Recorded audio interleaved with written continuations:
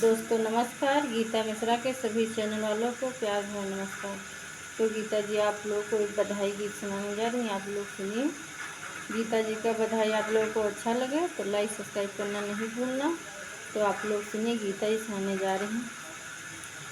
कि गोदिया खेलत हैं ललाना कैसे सपरी, कि गोदिया खेलत हैं ललाना कैसे सपरी। सास जो आवे चेरुआ चढ़ावे मांगे अपना नेक, नेक के बदले ठेंग दिखायो पिया गए परदेस चाभी लई गईले सजनावा कैसे सपरी, कि चाभी लई गईले सजनावा कैसे सपरी। कि गोदिया खेलत हैं ललानावा कैसे सपरी।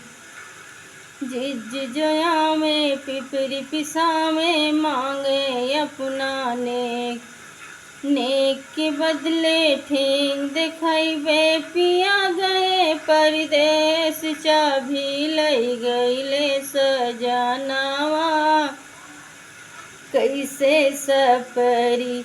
कि चाभी लई गईले सजनावा कैसे सपरी। कि गोदिया खेले मोरी ललानावा कैसे सपरी। नैनद जयावे नैन रचावे मांगी रही है नेक, नेक के बदले ठेंग दिखाइबे पिया गए परदेस चाभी लई गईले, कि चाभी लई गईले सजनावा कैसे सपरी। कि गोदिया खेले मोरी ललानावा कैसे सपरी। कि गोदिया खेले मोरी ललानावा कैसे सपरी।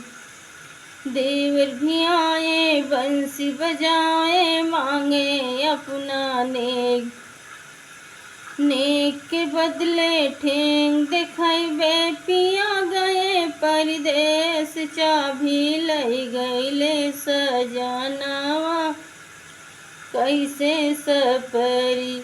कि चाभी लई गईले सजनावा कैसे सपरी।